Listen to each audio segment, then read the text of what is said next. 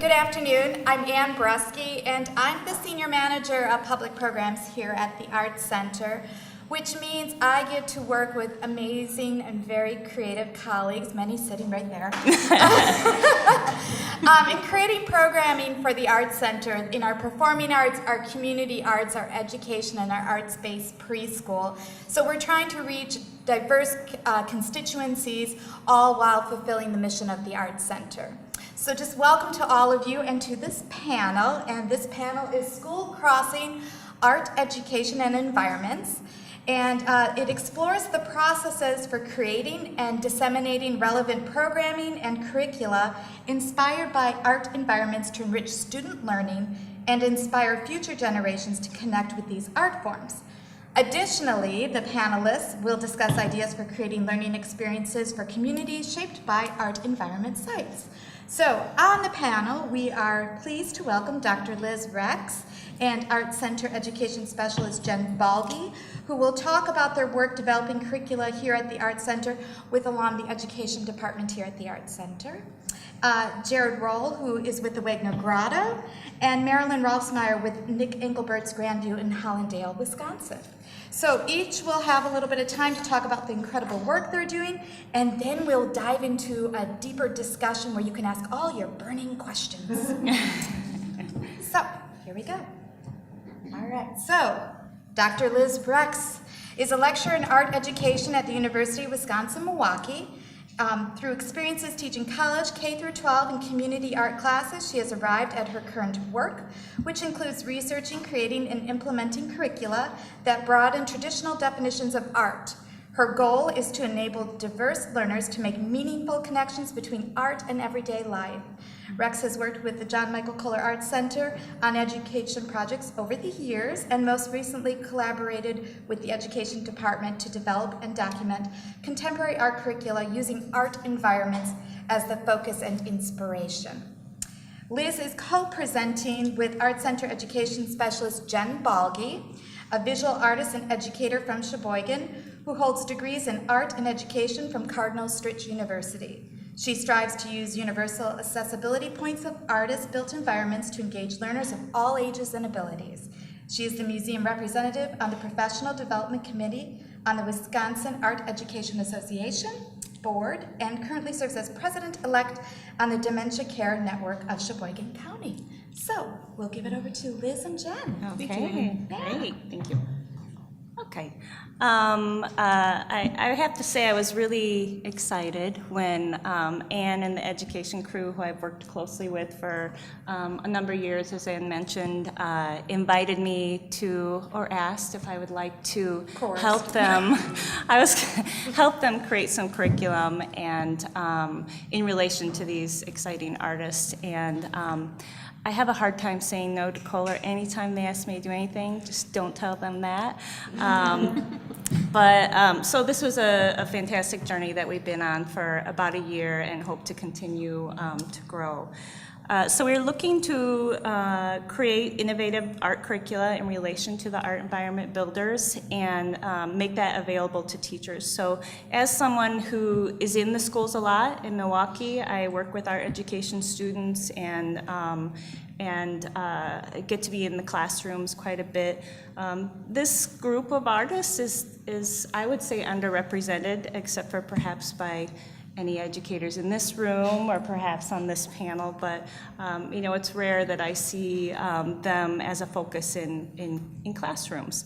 So our challenge was to develop curriculum that could demonstrate how the personal stories and the artistic processes of this group of artists can be relevant to young people and perhaps create bridges between art and their everyday lives, as we mentioned. So we took a breath as we started this project to really think about what we wanted to do, what our goals would be, and how we would achieve them. So the Arts Center wanted to highlight and advocate nationally for their permanent collection of art environment builders, which I was really excited about because in my work here I've always been like, you should be publishing, you should be present, as the graduate student in me or the doctoral student in me. And so knowing that was a goal was exciting to me. And then also, as I mentioned, to develop innovative art curricula that would be accessible to teachers. So we have busy teachers in mind, and that taking the time to learn new artists and develop new lessons and PowerPoints is probably part of their pleasure, but also given the demands of teaching is not always reasonable. So we want this to be as kind of like easy to use as possible. Yeah. We wanted it to be sort of like a plug and play where we could sort of unload on them and they could just grab it and go. We understand people don't have a lot of time to do things, so we wanted to take the time to do it for them. Right. And then also this idea of relevance to student learning and their experience. Often art teachers, as makers, we go for the product. What's that shiny thing that students are going to make? When you're looking at artists who work in concrete, glass, this becomes kind of impractical. Is that the right word? Yeah, okay. In with little ones, but the ideas and stories and experiences of these artists are highly relevant, despite the materials chosen. So we wanted to really focus on that as we develop curriculum. So quality art curricula to us was to provide opportunities for personal, community, and world connections through art, ignite excitement and curiosity, and creative problem solving, so very much about open-ended exploration, and then also use themes and materials and processes that would allow multiple points of access. These are very place-based artists, so how could we use themes or other processes that are actually relevant to humans and young people wherever they are. I'll talk a little bit about using big ideas, but we decided that we would utilize big ideas and essential questions to frame student learning, incorporate contemporary art practices and processes, and then also the National Visual Arts Standards has recently been revised, so we wanted to make sure that we are aligning with some of those goals as well and keeping that in mind. So getting to kind of how we actually constructed the curriculum, we were using Understanding by Design by Wiggins and McTeague, which essentially asks, what is that you want students to understand? So this goes beyond kind of discrete facts and skills and gets to kind of larger ideas that are very enduring over time and that young people can engage with. So this has kind of a lifelong component to it. Students may forget those artists that they learned about or the dates or the materials or the times or even the processes, but there's probably something that they can learn from these artists that will create lifelong engagement with the arts. So we wanted to tease that out. These are kind of one-word snippets of big ideas, but if you're unfamiliar with this way of constructing curriculum, it might be thinking about something like relationships, aging, power, ritual, and so we use the artists as a starting point for developing those. We felt like with the big ideas we could have so many different students of different class and race and gender able to look at it and really access it from whatever they were personally experiencing. And I feel like for me that's when I really make a personal connection with an artist, and that's when I remember and really understand the artwork better. Just as to reinforce this idea of why we use big ideas, help students organize knowledge around conceptual ideas that are connected to the real world. A lot of potential for integration, so if you're working with an idea like power or aging, it can actually be looked at through the lens of art, but also through literature, math, and sciences. And really, when we're talking about how people learn, young people and old people learn much better when they can kind of see how knowledge is connected. Even though as human beings we like to create kind of neat categories for how we learn things. have lifelong potential, as I've mentioned, and then also the new visual arts standards are actually organized by what we want students to understand. So there was a nice kind of alignment between what's going on in our field today. So we began with the artist and really researched and read about them. Obviously, we have a lot of familiarity with the artists and kind of know and love them. But from there, we looked to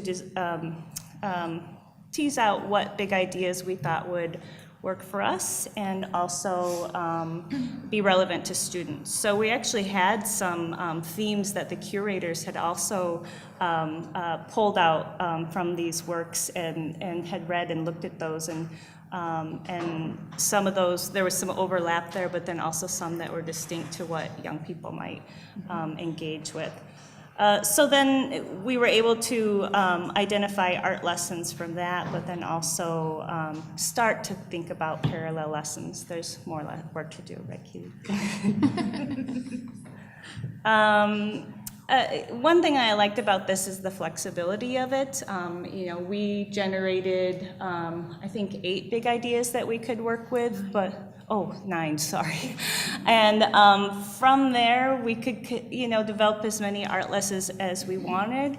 Also, in addition to the art environment builders, the displays and exhibitions at Kohler are also connected by themes, which makes my work as an educator so much easier in terms of developing curriculum. They've done a lot of work for me. So, this opportunity to continue to plug in more ways of looking at this work. I think, well, if you want to go to the next slide. My favorite part about this process was when we were really sort of teasing out all these big ideas. It was a group of us who were very familiar with the artists, and then we had some interns on staff as well that were sort of participating in it. And it was really interesting to see how, even though they didn't know the artists very well, and we were very familiar with them, how we all sort of came to the conclusion of these same big ideas. And we took out one of the big ideas, that's why we have 8. Oh, okay. Yeah. So I think, and we just sort of, with the Post-its, we stuck them all over the wall, and it was like a kaleidoscope of all these different colors and ideas. And then from there, we sort of nailed them down into these 8 big ideas that we felt had a lot of potential and a lot of different possibilities within them. Mm-hmm. Including transformation, which we saw both of self, but then also of places and identities, devotion, the idea of objects perhaps through like a material culture lens, in which thinking about these as meaningful objects, materials, identity, of course, story, nature, healing and well-being, and then the idea of place. So the coming slides actually kind of demonstrate what we created for, and is available to art teachers on the website. And so I'll just walk you through one example from the curriculum we developed. So one of the big ideas we were looking at is place, and so we wrote a rationale for each of these ideas. In this one, people connect or identify with a sense of place. For art environment builders, often an ordinary place is transformed into a place unlike any other.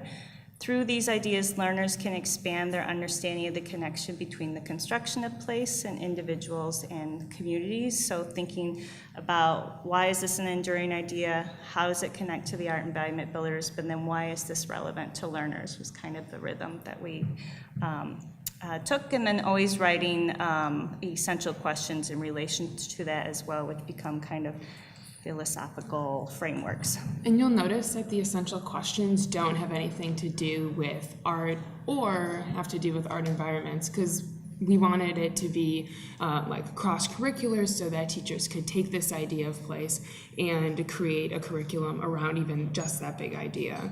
But I think, and I'm sure you'll agree that place makes so much sense with the environment builders because many of them used whatever they had around. It was their materials and their inspiration and, of course, where the art was located. Look how happy we are. We have kind of like a 3 or 4 o'clock bewitching hour where things, But anyway, so finally now we get to the part where we're actually thinking about, well, what would we have students make? So we did some curriculum mapping around these big ideas that we had developed, trying to think about, well, what would we have students do to demonstrate their understanding of these ideas through art production. For each of our lessons then, we created some lesson plans that include the big idea, include information about the artist, include how we might discuss both the big idea and the artist in relation to that idea, and then also provide an idea for art production in the classroom. Jen and I presented on this at a state conference and literally did not get past that slide when the teacher was like, do we get to keep those? So we felt like we were on the right track, like, okay, they want this stuff, so. And so what Liz is launching into right now is actually, we made PowerPoint presentations that accompany each lesson so that teachers can download the lesson plan and then download the presentation, just pop it up in their classroom, and they can sort of tailor it to fit whatever they need it to fit. So an example might be, let's talk about the idea of place. Often we would start with the concrete, so young people can enter into these big ideas perhaps best by thinking about what they know and experience. So what places are important to you? Why are they important? How do people create place? Why do they alter their places? We didn't have a classroom to study, just us in a dark room talking to each other. Wasn't that dark, Liz? There was some light. But, lockers, often these places are hard for students to connect with because their parents are in charge of their home, but they have their bedroom, they have their locker, high school parking places. So obviously these would need to be altered based on the teacher and any generational mishaps. But in this lesson, we are particularly interested in the idea of gateways as well as indicators of place. And so we moved into questions then about what can you tell about a place from its gateway, what can gateways symbolize, so looking at connections they might be able to make to broader world contexts. And always trying to tap into popular culture to get them hooked. And then again, can you identify gateways and their significance in your community? And then, of course, our connection to the art environment, builders, the kinds of questions we might ask students as they look at our grottos, Prairie Moon Sculpture Garden. So we were able to identify a number of gateways within these pieces as well. And then the last slide is just then an indicator for what students might begin doing in their classroom, creating a mock gateway with this kind of knowledge under their belt now, this understanding and thinking about their personal and community spaces. So the work now, of course, is dissemination and trying to get this out into classrooms so teachers can be using it. So on the website and actually over on that counter over there are all of the lesson plans. And then on our website, we've included our big ideas, the lesson plans, but then also, as Jen mentioned, the PowerPoints for teachers. And then this past summer, we also had an Innovative Educators Institute in which we shared and discussed the work and got some feedback from teachers and what they think of the work as well. Yeah. And so part of this Educators Institute is something that the Educators Institute is something the Art Center has been doing for a long time. And then we took a year off, and so this year we wanted to sort of revamp it and do something a little new.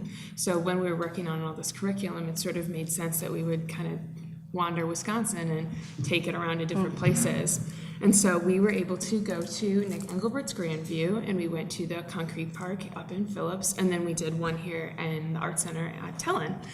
And it was really exciting to see how all the educators just responded, not only to the curriculum that we wrote, but also being in the spaces and having them come up with ideas and sort of their response to that. So that was really fascinating. And then there's going to be this slide. Thanks for being here. And then now this is from the Educators Institute that was here. So if you've had a chance to go into the Stella Waitskin Gallery, we've been able to, Louise has developed this alginate wax casting workshop. And it's dental alginate, and so people are able to make a wax casting out of it. And for our school tours, they can make a wax casting and then dip this notebook into wax. And it looks a lot like these resin books that Stella would make. And then you're able to attach this body part, whatever you cast, onto the book. So it's sort of, not only are you exploring sort of this aesthetic approach to how Stella had her work look, but also you're seeing this sort of assemblage where we're taking the different parts that you put it together. So I thought that was a really, really awesome concept, and I'm really glad the teachers got to explore that as well. So you can see those two educators are carving out their castings. And then we were able to go into the galleries, of course, which was a really wonderful opportunity. And all the educators got to go and see all the different areas of the Art Center, which was fantastic. So, just a couple more. And so now for my little 5-minute spiel about education, I don't just focus, being like education specialist here, we focus on all ages. We have a preschool, obviously, in the Art Center, and then we go all the way up and we have a program for people with Alzheimer's and dementia. So a lot of senior citizens and their caregivers come as well for programming. And so we're given the opportunity to provide these sort of access points for all these people to understand more, not only about themselves through the art, but the artists that created it. And I think that makes it's just a beautiful thing to see all these people really feel like they understand the artists a little bit more. The program that I run for people with memory loss is called Spark, and recently we went into the EVB gallery and we're really talking about all the different crowns, and then we also looked at the mark making that he does when he uses non-traditional tools. So the picture in the top right corner is we used the side of cardboard in this workshop to create this image, and it's really fantastic to see them sort of explore this thing that they've never done before. When you tell someone they're going to paint and you hand them a piece of cardboard, the response is not, oh, okay, I know how to do this, let's go. You sort of have to walk them through it. And then when we, last week, were investigating the crowns in the gallery, we then went and made our own crowns out of clay. We'll see how they come out of the kiln. It's kind of we'll see how it happens. They're a little fragile. And then we also did the alginate casting with them as well. And then this was a 2010 Dr. Charles Smith focused Spark program, which we are going to be doing again this year around Veterans Day. So I'm really looking forward to sort of bringing that historical aspect into our Spark program. And that's, again, the program for people with memory loss. During Arts Day Camp in 2017, and this is an example of what we do with school tours as well, which are developed mostly by my colleague Louise Berg, we did Heelmobiles. So they are given a bicycle wheel. Each class has a bicycle wheel, and then the students can make components that all attach onto the bicycle wheel, and then they can go back to their school with a healing machine, which is really cool.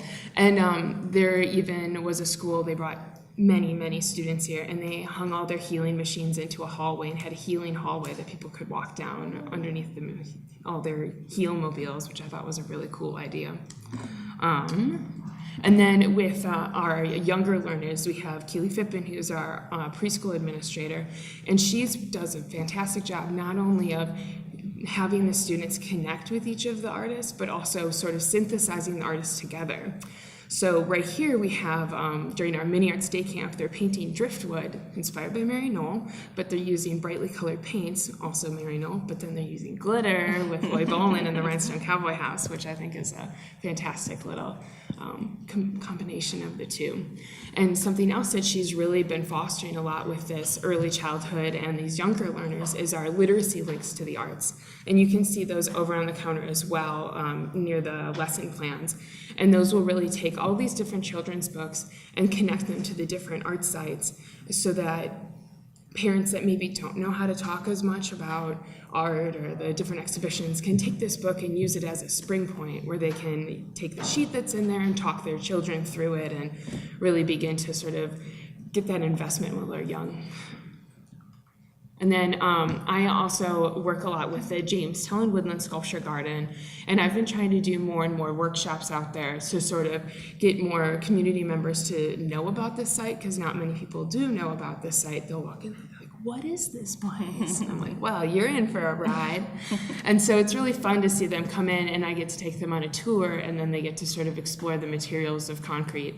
It is a paver, so it's not as exciting as maybe making a huge log fence, but they get to do something, which is cool. And as another part of the working with the Jamestown Woodland Sculpture Garden is that I get to work with some lovely people and do these Wandering Wisconsin events. And ours is called the Chair City Cookout. So Sheboygan has been known as Chair City because we had all these furniture companies. A lot of the well-made furniture back in the day was made in Sheboygan. And so we were known as the 4 C's. We had children's, churches, chairs, and Cheese. cheese. The most important one. Just kidding. You can make your own decision which is the most important one. So with the Chair City Cookout, when it first started, it was a rainy weekend and it was a plein air thing, and we had 12 people show up, and it was wonderful because they had never been there before, but it was also a little disheartening because it was only 12 people. But 12 people is a far jump from 0 people, which is what we had when we didn't have the program. And I'm really excited to share with you that last year we had over 300 people come to the event. So I'm really, really excited about that. And so these are some images from that. We do still have the plein air painting within the program, because we do have people that come and they expect that now, which I think is really great. And we have plein air painters that come that are practice plein air painters, and they'll go in, and it's really, I think, fun for people not only to discover the site itself, but also to interact with these artists that and these painters that they don't know really how it's done. They've never seen a painting being painted before, so it's really cool that they get to experience that and see that step-by-step process. And then we have mini chair making, and so this is a picture of that, and it's all ages that go and do that, which is really cool. And then we also have music and food as well. So this is one of my colleagues that works here at the Art Center. He has a band, and so they will play. They played this past year, which was really cool. And I was excited to share that with them. And I think that's it for me. So Jared Roll graduated with a Bachelor of Arts in History from the University of Wisconsin-Madison and received his Master's in History Museum Studies from the Cooperstown Graduate Program. After working as a curator in Maine for 2 years, in 2012, he moved back to his home state of Wisconsin to accept the position of Director and County Historian of the Monroe County Local History Room and Museum in Sparta. As director, he oversees the use and preservation of the Wagner Grotto County Park, a grassroots art site located 9 miles north of Sparta. All right, thank you for the introduction. So what I hope to do is just be really practical in what I can share with you.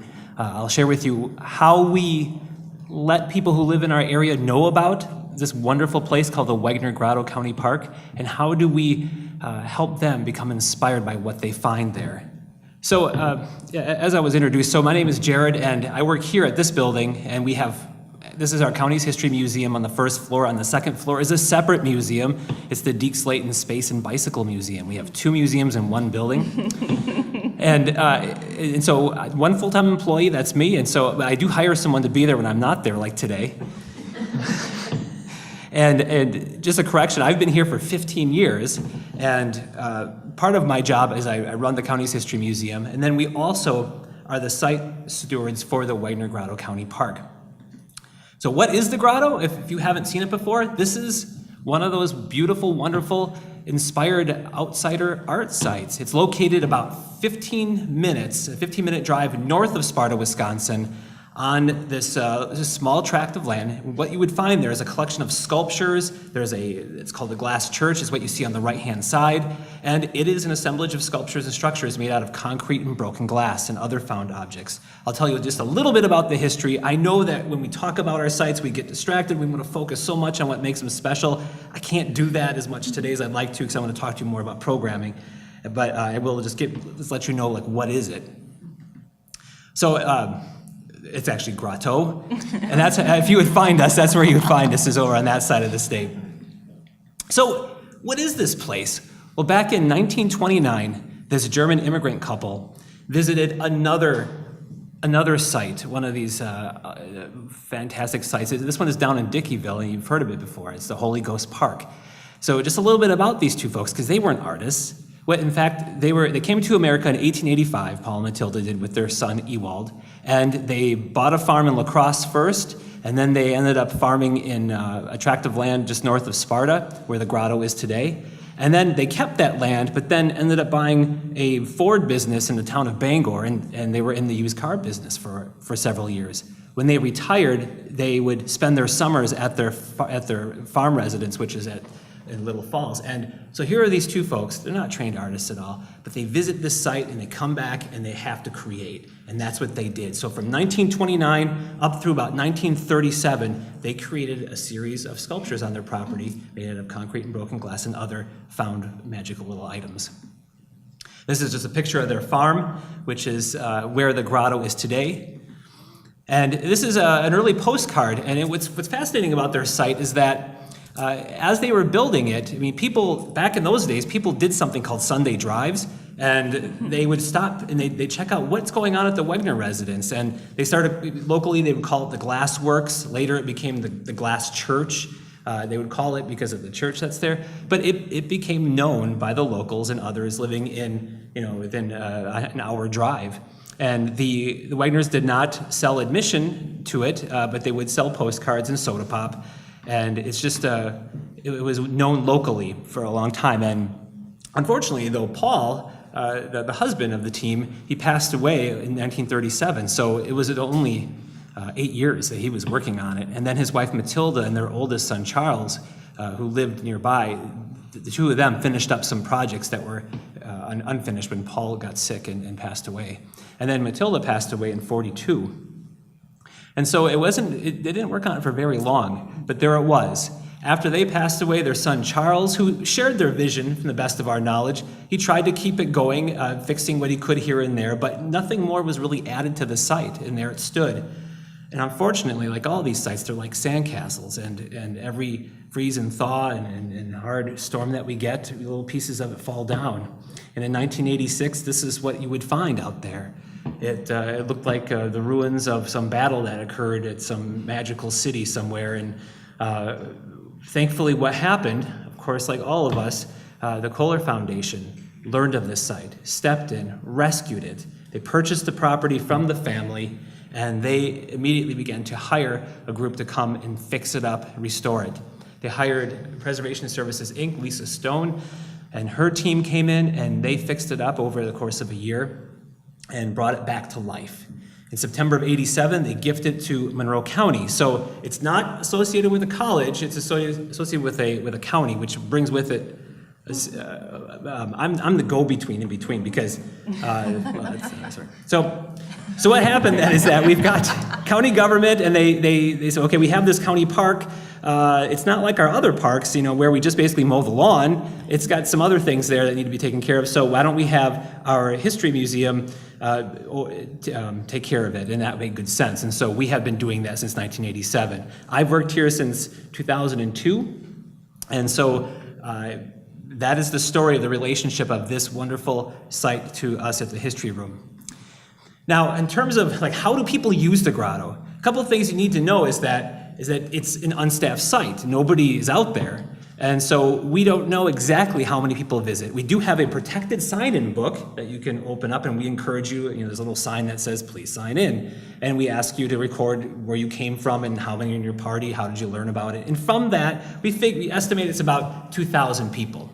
About 2,000 people. And from that, a quarter of them are from our county, and then about 40% from outside of our county. And then what's really neat is that 35% are from outside of Wisconsin. We get people from all different countries come, each year and visit this site. And so, again, it's like you're driving out, you always feel like you kind of miss it. Like, did I miss it or something? Because you're driving 10 minutes past, and you're driving down, in rural Monroe County, and then you see that brown sign pointing to take a left here, and you pull in, and there it is. And it's just one of these amazing off-the-beaten-track sort of places that surprises people.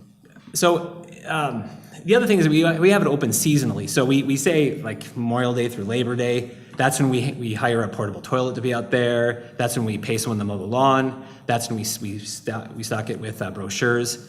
And that's basically how the grotto is used. Sometimes people do get married out there yet. There have been over 70 weddings out there, and now and then, maybe once a year, we have someone to get married out there. But what is inspiring about the site?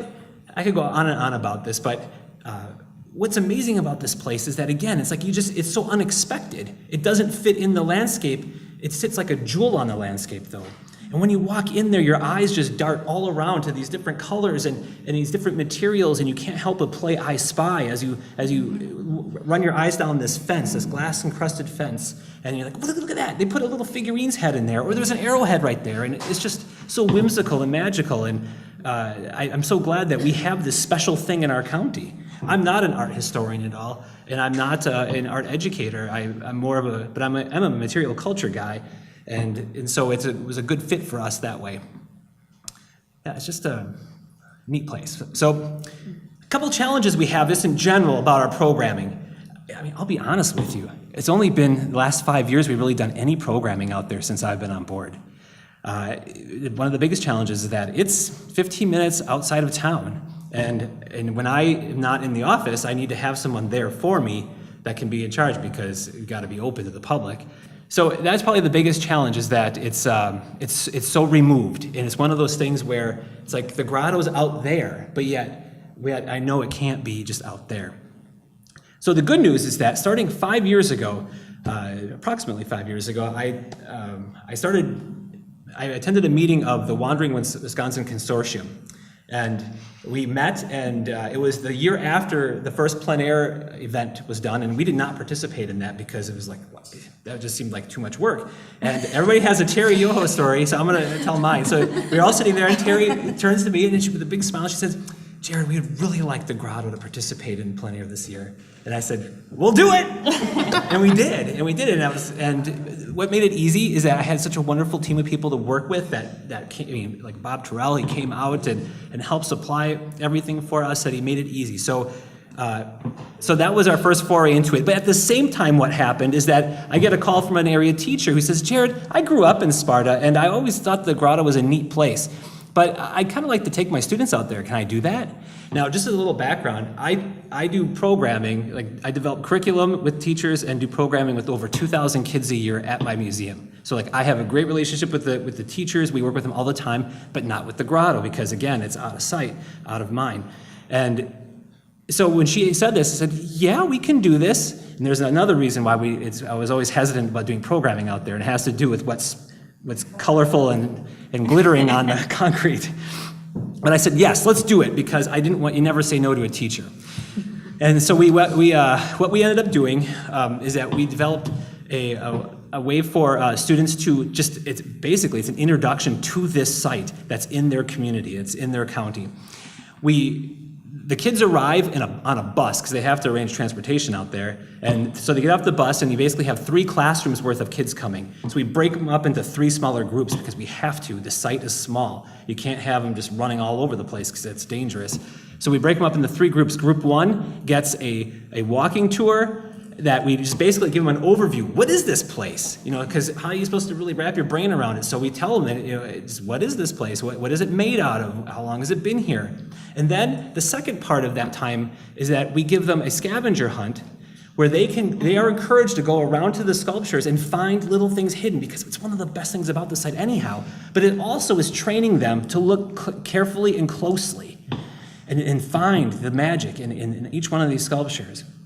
So that's the first station that they go to. The second station investigates, well, how did they make this place? Now, ideally, I'd love to have some slurry there, some concrete, and then have them embed glass into it, but it wasn't practical. So what we ended up doing is we got some quick-dry clay, and we have this big flat tub of quick-dry clay, like in the shape of a rectangle, and we have the kids each take a piece of glass, not sharp stuff, but some glass pieces, and we talk about this process of how a piece of glass on its own isn't all that inspiring, but you start making patterns with them, and you step back and you look, you've got something beautiful there. And so they all participate and create in that, and at the end they have something really neat that reminds them, it ties them back to this site, and gives them an idea of how art is made from found objects like that. And then the third the third station they go to is more creating art on their own. So now what they do is they sketch, they're given a clipboard and a pencil, and they're to sketch something that they just connect to, that they enjoy, that they think is neat. And they are to draw it, and then when they go back to their classroom, they color it. We tried having them color it in the field, but after a couple of years of trying that, it didn't work out very well because they ran out of time and there wasn't enough it was just clumsy to try to share those resources.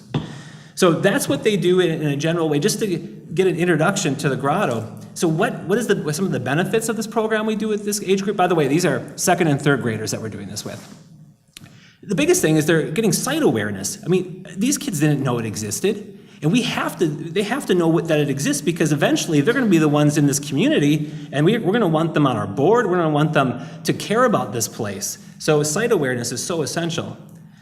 Also, this whole idea of the outsider artist, like, you don't have to be famous, you don't have to be professionally trained to create something beautiful and inspiring. I mean, Paul and Matilda, when I showed them the picture of Paul and Matilda, they giggle a little bit, because they don't, that is incongruent to their idea of what an artist looks like, I guess. And so that is a wonderful thing to introduce them to, I think, is that an artist doesn't have a certain look or a certain idea. An artist is somebody who creates art.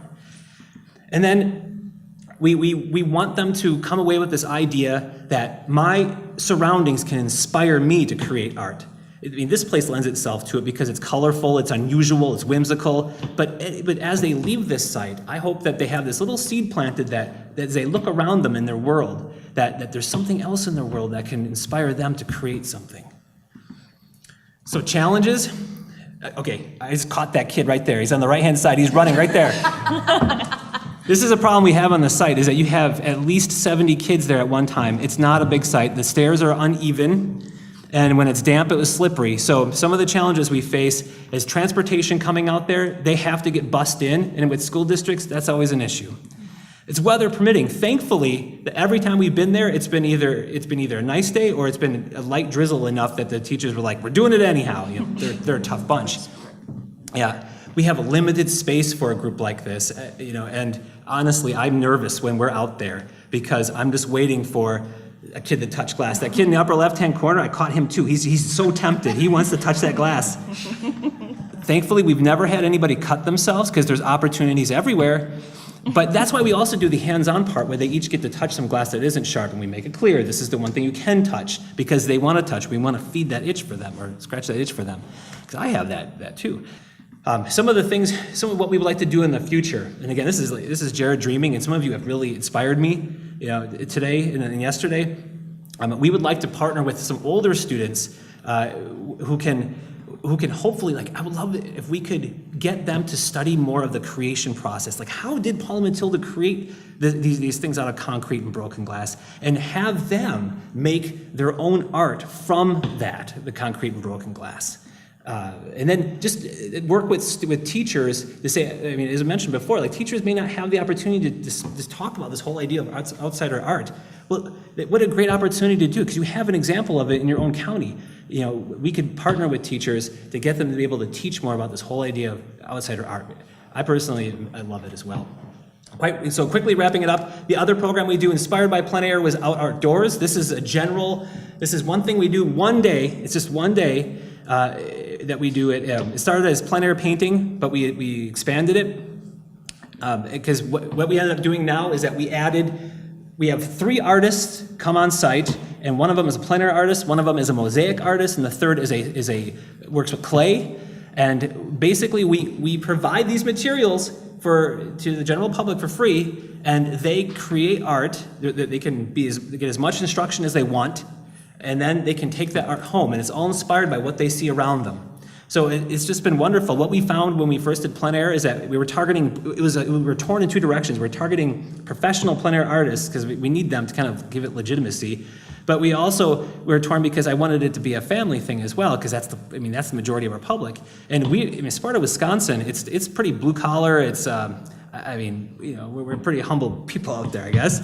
And I knew I wanted to be accessible to everybody, and so it was interesting. We'd have professional artists, and we had this person who said, "I haven't painted since I was in high school," You know, and she's there with her 6-year-old kid thinking, my 6-year-old is going to be doing this. I'm not going to do it. I'm like, no, you're going to do it too. And she does it, and she's excited about the whole process. So we added these other things, and it ends up being very, very successful for us.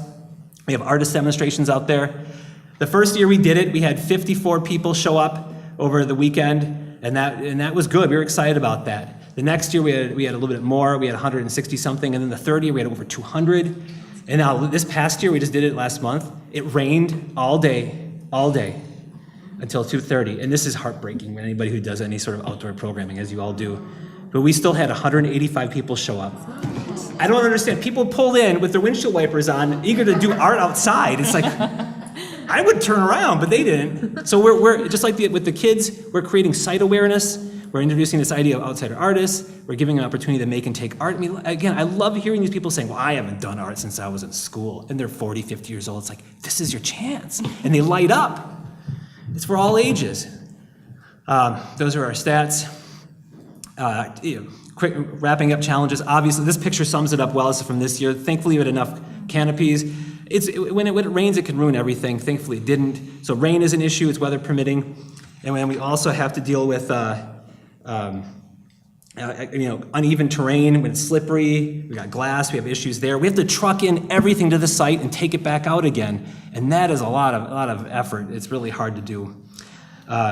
And plus, this is the other thing. We're at the mercy of we're trapped with land. Like what you see there is just a little bit beyond there. It's a very small site. We can't expand. We basically run out of space for what we're doing. I don't know how we would accommodate more than this. And we want to, because you want something successful to grow.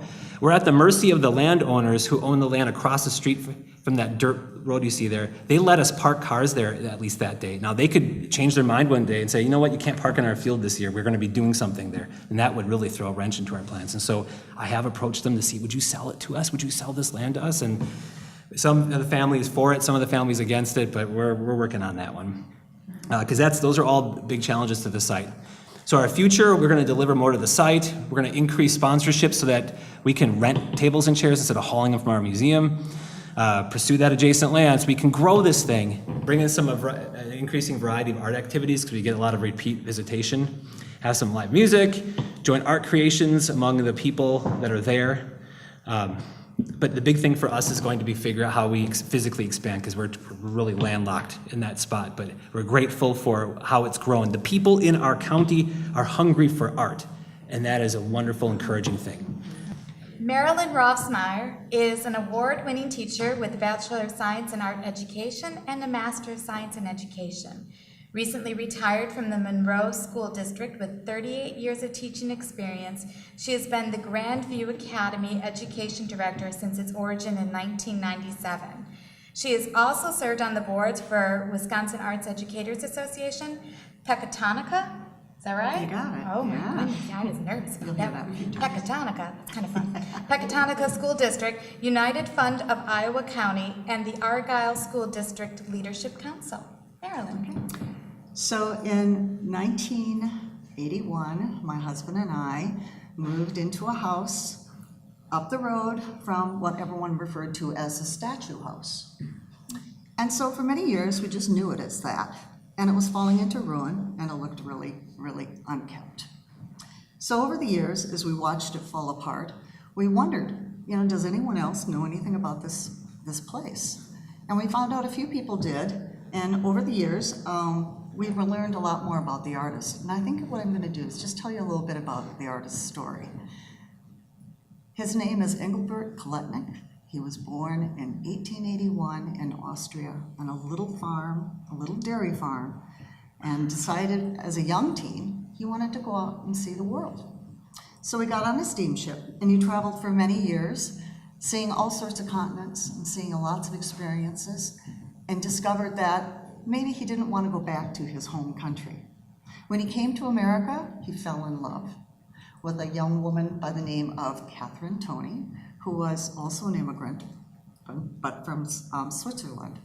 So the two of them hooked up, got married, and decided to settle down in southwestern part of Wisconsin, in a little town called Hollandale.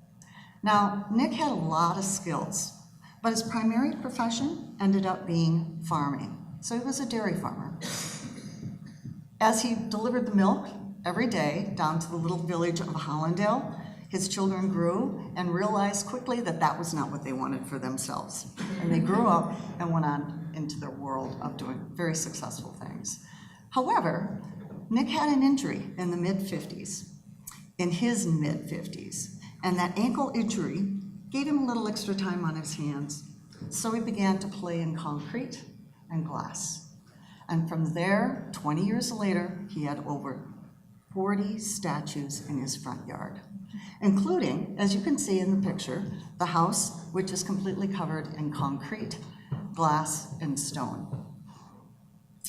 So, what is Hollandale? It's a little town in the Driftless region of Wisconsin, and it's about 280 folks that live in that little area. It is in a very kind of a rural setting, similar to what Jared explained about the grotto. Nick, too, was influenced by the Dickeyville Grotto, and his house and some of the pieces around it definitely reflect that. So, I just want to talk a little bit about, we are a National Register site, and right now our battle is trying to keep that 290-foot tower that US Cellular wants to put up behind it. And so that's going to be hopefully to our favor. We'll see if that helps, because it certainly won't improve Grandview's view. We also are conducting lots of community programs, and I'll talk about those shortly. And we're started out pretty small, where we just had the folks who are within driving range, within a few miles, who would come to some of our classes. And now we've expanded all the way from Dubuque to Milwaukee, Madison. Teachers, families all come and visit us. And then finally, you know, we have this big idea of, well, do you have something you want to do? Or you have a plan of some creative thing that you would like to have a place or forum to do this in? Well, Grandview, we might be your place for that. So our cornerstones are pretty basic. We want to be more than just that place you come and visit, or the tourist place, attraction. We want to bring our local folks in, so that unlike when I first moved into the area, and I didn't know who that artist was, in that rundown, sad little spot, we would know about Nick Engelbert. By the way, in 1991, 30 years after Nick died, we were fortunate enough that the Kohler Foundation discovered the site and was able to purchase it. And in 1997, it was gifted to the county. But the county didn't want it because they had no county parks. So then they said, well, maybe the school will take it. And the school said, we just don't know what we would do with a site like that. So fortunately, my husband and a few other local folks in the community said, we're going to make a nonprofit. And this nonprofit is going to do a lot of educational things with the schools and Grandview. So it's called the Pecatonica Educational Charitable Foundation. And I'll just refer to it as a PEC Foundation because it is a mouthful. So I didn't come up with these plans certainly on my own. This board really put a lot of people, a lot of hardworking individuals, and experts of sorts, like teachers and administrators, in on the planning on what would be a good cornerstone for Grandview. So we've decided early on that the arts really should be for everyone. So let's make them affordable. Let's find grants so that if you don't have the $14 or the $100 for a class, you can come to ours for $2. Anyone, adult or children, all ages. We support and augment our public education. Through after-school programs, we invite teachers out to Grandview. It is their studio space. We embrace others to come there. We also are pretty close with our community organizations, so that if they have an idea or an event they want to create, or if they need some inspiration or a partner in things that they want to do, we're there for them. But most importantly, learning should be fun, and that art experience is fun. So we invite people out to Grandview to experience that. So our objectives, well, those are pretty easy. Create partnerships, which we have done. We look forward for opportunities to bring the world to Grandview. I like that one. We bring many artists out, and I'll talk about that shortly. We conduct workshops in the fine arts, but we also celebrate local talent. So our students really get to know who the artists are in our community. We operate the Grandview Historic Site. And we make sure that if anyone wants a tour, we will be there for that, and that the place will look as good as it possibly can. And we try to be good stewards to that land and to those sculptures. And that's kind of a hard one sometimes. But to be a place for community members to have educational staff who can seek their own personal growth, so that they can go to a place and know that they don't have to go to a university, or maybe they don't have to go, 100 miles to some other art center, that they can actually get that from Grandview. So here's some examples of the audience, the people who come to Grandview. Now, typically you think it's rural children, yes, but when the children come, of course they bring their grandparents or their babysitter or their family. And that's kind of a nice addition to what makes that place special. People who might not usually attend an art event come to Grandview. Sports are really big in our community. We offer them an alternative. And, so often they don't see themselves as artists, but they want to see themselves as someone who can enjoy time within a few minutes of their home, do something quick with the children, and they really have fun at Grandview and understanding, these artists really are interesting people. And they really do have an interesting story to share, similar to what Nick may have. Lower income folks, single parents, a lot of homeschool families all come to our classes. Of course, schools, that's a natural one. We really partner a lot with about 3 very close schools geographically, so that they can bus the kids there quite easily during summer programs, or they can bring the kids to an after-school program. Family members, well, you know how that works. The kids bring the grandparents, and they bring the others back to Grandview. And teachers and artists. So programming through the years, I'll just go through this really quickly. We've had a theater project out there where it was performed on the grounds at Grandview by our middle school students at the Pecatonica school. They did something called the Open Window. We've also had our 6th grade class who created stories about the sculptures in Grandview's yard, reflecting the immigrants that Nick Engelbert was pretty proud about, his neighbors. And so they did this really interesting videotape about, who these people were in our community, a lot about local culture. And the kids learned about our history of who we are as a neighborhood, knew more about their neighbors as a result of that. And then artists in residencies. And I'll talk a little more about that, but Liz Rex was one of them who came in and she talked about the artist within. And we brought in some of the old farmers from our community and said, you know something? You've got some really cool airplanes that are really big gigs out in your yard. You are an artist. And they go, no, I'm not. But indeed you are, because you are creating art. You just don't recognize yourself as someone that special. 20 years of summer school classes. We call it the Grandview Summer Academy. And over those years, I've learned a lot about what to do and what not to do, good contacts, people who are really excited about being at Grandview and able to work with kids from 3 years of age to 80-year-olds who come in walkers. We have a very broad range for all our classes, and I'll discuss that in a couple of minutes. But I'd like to spend just a minute talking about our Great Grandview Parade. And that started in 1997 with Molly Ross, who was an artist in residence.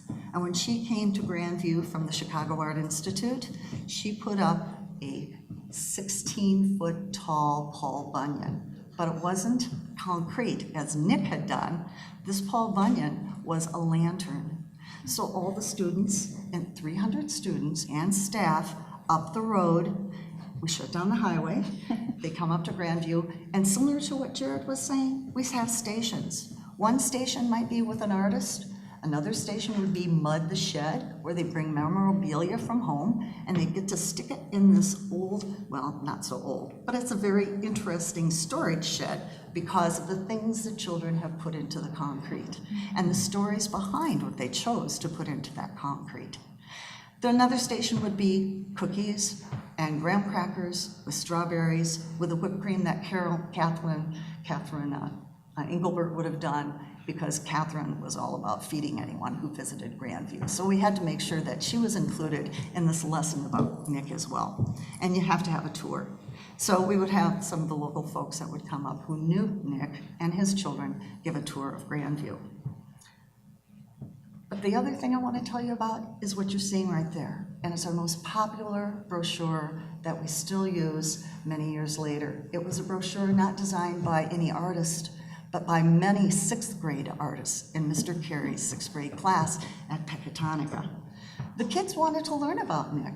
And so after they found out more about each statue and what it meant, they decided, how can we make that information available to more kids? So they did a children's walking tour brochure, and it looks like this, and it opens up, and it's a very bright, colorful brochure that everyone enjoys, whoever goes to Grandview, to learn more about who Nick was and why he did the things that he did. So our current venue, or our menu that we have at Grandview, is the Academy, which is the Summer Academy, after-school programs. We go into several school districts, and we offer free programming for students from 3:30 when school is out until 5. 4 different school districts have had the benefits of this after-school program, and in this last 2 years, we've offered it not for $2 per student, but for free. We also have the Wandering Wisconsin Tour, and I just want to make sure that if you haven't seen these are really cool. They're maps of all the different unusual vernacular sites in Wisconsin, and this is our road map. And I, as a teacher who comes from kind of a background of having a passion for these places, get an opportunity to take other teachers on a tour around the state. And then we have the artisan residencies. Current one right now is with Eric Fredericks, and he's going to build us a wood-fired kiln. We have Mud the Shed, and I'll talk about that in a few minutes, and the outdoors events such as the plein air event, which Wegner also has, and the Arts Fun Day, which is bringing families to Grandview to enjoy art together. So here's our after-school program, and here are the students, both in Monroe in the middle school. We've gone all the way up to 8th grade with the after-school program, but primarily it's between kindergarten and 6th grade students. And here you see some of the students proudly presenting what the artist has taught them for that afternoon. One of my students that was working with me at the Monroe event said, you know, these are only $2 a class. How can we possibly make all this stuff for only $2 when you bring an artist in too? And I said, it's because of people who are kind enough to give us money to do these things. And so they wanted to make a sign, and I thought that was really neat. They said, can you tell them how much we appreciate this? Or we could do cards. So they made a nice little note just saying how much they did appreciate it. So affordable art is something that really makes a difference in these programs. Local artists lead the classes, and students learn always. We want to make sure they know about who Nick is. So the Grandview Summer Academy, we have between 20 and 30 classes each summer, and have been doing this is our 20th year. And this is a program that always brings in lots of local teachers because they can take it for university credit. It brings in not only art teachers, but classroom teachers. They can create their own curriculum, lesson plans, and use what they learned from this artist at Grandview in their own teaching. So it's kind of like filling their well again with creative ideas. And we really have had as many as 20 teachers take it for credit and per year. Typically though, it's between 5 and maybe 10. So they do come back and they can continue to grow from it because each time it's a different artist. So Wandering Wisconsin is always oriented toward usually teachers, classroom teachers or high school teachers, sometimes middle school. It's an extensive field study that we go around the state, maybe 5 to 7 different folk art sites. We visit historic outsider sites such as Wegner Grotto, Prairie Moon, the Rudolph Grotto, and of course, on that second night, or the first night going into the second day, we end up here at the John Michael Kohler Arts Center, where we cooperate and get the opportunity to either be in the Innovative Teachers Institute or use the resources that are here to inspire these teachers to go back and use the outsider or vernacular art in their own teaching. So our artist residency program has been really something that has bloomed in the last few years. So it started in 1997 with Molly Ross. I mentioned that Liz also has done some things there. We've had a ceramicist come in and he looked at the Viking in the boat, which is in the yard that Nick did for all the Norwegian artists or Norwegian families around us. And he wanted to make something that would be gifted back to the school. So the children worked with this artist to create a duck Viking in a boat with all the seals that had their ideas put on the seals on the side of the boat. There's a story about how that actually got broken into a lot of pieces by accident sitting in the back porch because we'd just taken it out of the kiln. And we happened to have a friendly snake that was in that 3-season room that was attracted to the warmth of that sculpture and knocked it over. That project, that was once a 3-week project, turned into a 5-week project because the artist said, I have to glue it back together. Too many children have been counting on me to make sure that this art is theirs as well. And as we started gluing it back together, one piece after another, we started thinking about Nick. And you know, Nick did the same thing. I mean, well, maybe he didn't put them back together in pieces, but isn't that what we're doing with restoration? All the pieces that have broken down into his yard, bit by bit, were found and put back together and created a beautiful place that it is today. So it was a nice story to tell to the kids, and I think it made them understand a little better about what it took to keep Grandview looking the way it does today. So currently we have Eric in the center, and he is busy working on a kiln. The first thing he wanted to do was create a way to bring people.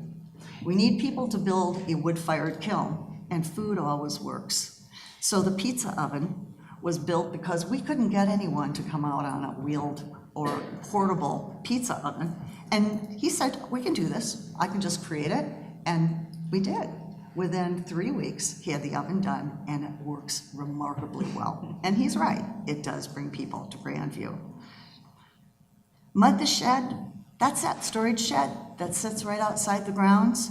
And it was rather bland, pretty much gray initially, but it needed to be something that was going to bring people to Grandview, more than just maybe to visit the art. So we decided to let the community have a hand in changing its appearance. And we would use Nick's work as inspiration. So you can see the students when they came up for the Great Grandview Parade on the upper left, I believe. You can see where they're lined up with their memorabilia. One of my students who had a baby spoon in his hand said, well, I was going out the door and I forgot what to bring, so I pulled it out of my little brother's hand, and this is going in the wall. And he said, when I'm 85, I'm gonna bring him back and we're gonna look for that spoon. So it does bring people back. These events really make our community feel like they have ownership in Grandview, and that this is their place to shape and to add things to the art, and that some of it doesn't always have to go home with them. It can stay at Grandview, and it can be a constant reminder that we, like Nick, can make masterpieces and know that there's something that other people will come and photograph and enjoy. Just a quick story. I'll make it very short. My high school students wanted to know what mosaic was. We brought up on Google search all these different mosaic patterns in the art that people have made, and lo and behold, there was the window of that shed on one of the primary Google searches at the very top. I was thrilled to see it, and I was excited to tell my kids, that's why we do art, because other people appreciate it and they want to enjoy what you have. So we've had some very sweet moments in our history, of course. Governor's awards are always appreciated. We've got Standing Up for Rural Wisconsin Award from Libby Burmaster, our state superintendent. There, my husband is accepting from Tommy Thompson the top rural initiatives, or the top rural development award. So others have looked at what Grandview's doing and have said, keep it up. We want to encourage you to do more. So finally, what do we want from our kids or in our adults and our community when they leave Grandview?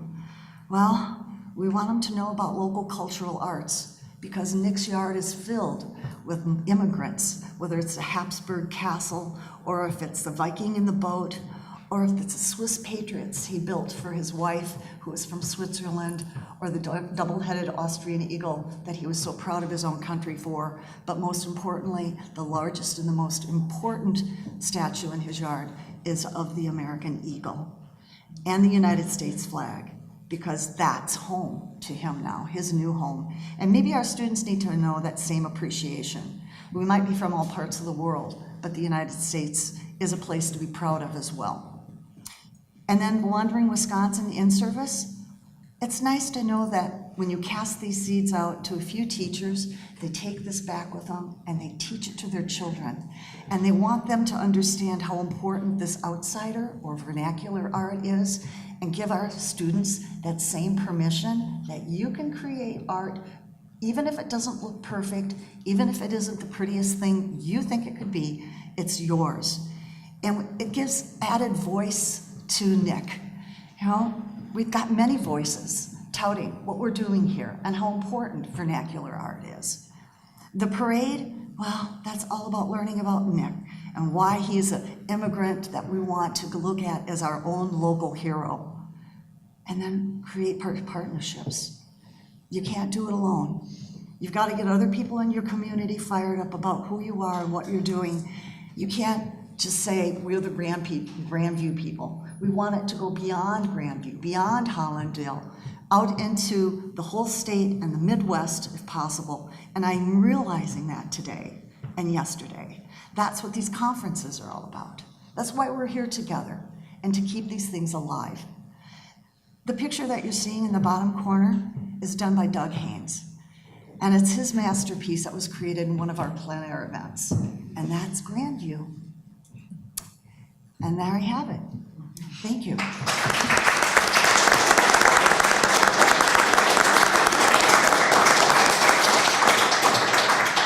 Thank you to our panel. So we have a few minutes, and Peter has a microphone. So yes, if you have questions, we'll come over to you. If you could say who you are, where you're from, that'd be really helpful for us.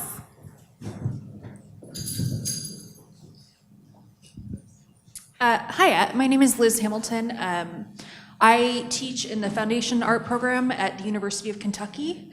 And I was wondering, so like I have all 18, 19, 20-year-olds who have no concept of art outside of like the incredibly narrow view of their art history classes. So I wanted to know if you had any like strategies or suggestions to bringing art that like we not only don't have geographic access to, but that we don't have any academic access to really, and how you would approach that. Wonderful, thank you. Who wants to tackle that? I can start. Jen.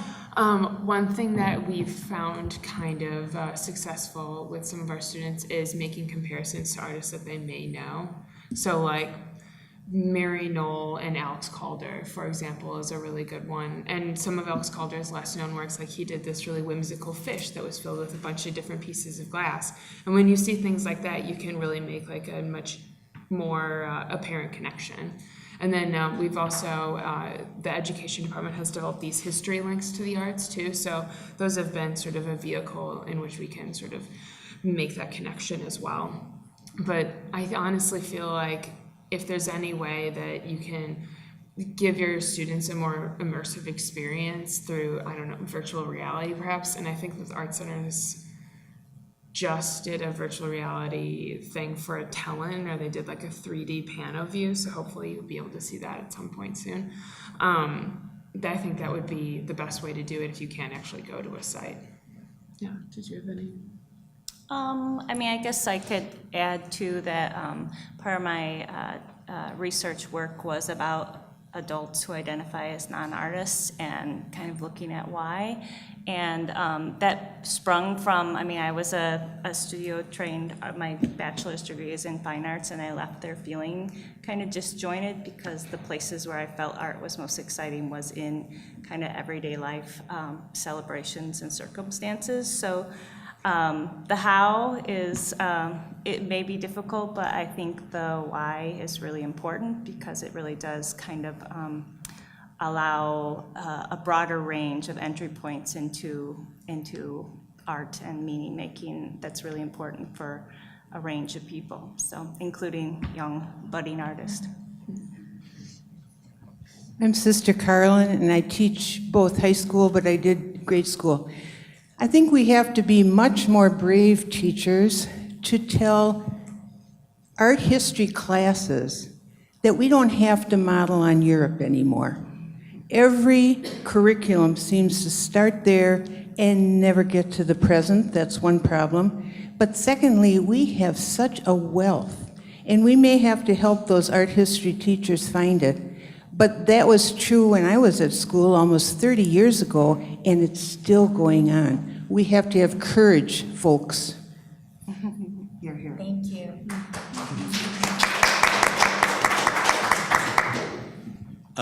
I'm Jerry Steffel. I teach in the art education program at the School of the Art Institute of Chicago, and I'm the education chair at Intuit, the Center of Outsider Art in Chicago. So we deal with a lot of stuff with self-taught artists. And something to do with your classroom is literally have every one of the students look all over the world for site-specific work, have them present on it, and all of a sudden there's 20 different models and then you have 20 models in your classroom that you can use later on. So it's really wonderful. And into it, we have a teacher fellowship program for 12 Chicago public schools, 2 teachers per school, and once a month in the fall to January, we take them on field trips. We'll be coming to Kohler in November. And they write curriculum around using self-taught artists as catalyst for their curriculum. And they teach it in the spring, and we have a show at Intuit in the back gallery from the middle of May to the middle of June. And there's an opening, and these kids are just so excited about what they're doing because they have to come to Intuit for a field trip. And here you have these 10-year-olds telling their parents, come on, I want you to see the Henry Darger room. Let me tell you all about it. Because we do have Darger's room and his artifacts and source material in the collection. So, yeah, I mean, it's just a wealth of information. And we're just getting ready for the Henry Darger Resource Kit to become public from a huge grant we got. It's 85 type pages right now and another 20 pages of illustrative work. And there's lesson plans and all these columns, and you can take it from A to C to D and go anywhere you want so you can interrelate it. And it's going to be broadcast to Chicago Public Schools in November, and then in December for the state of Illinois, and then it'll be open for access online. So. Nice, very nice. Wonderful. That's yummy.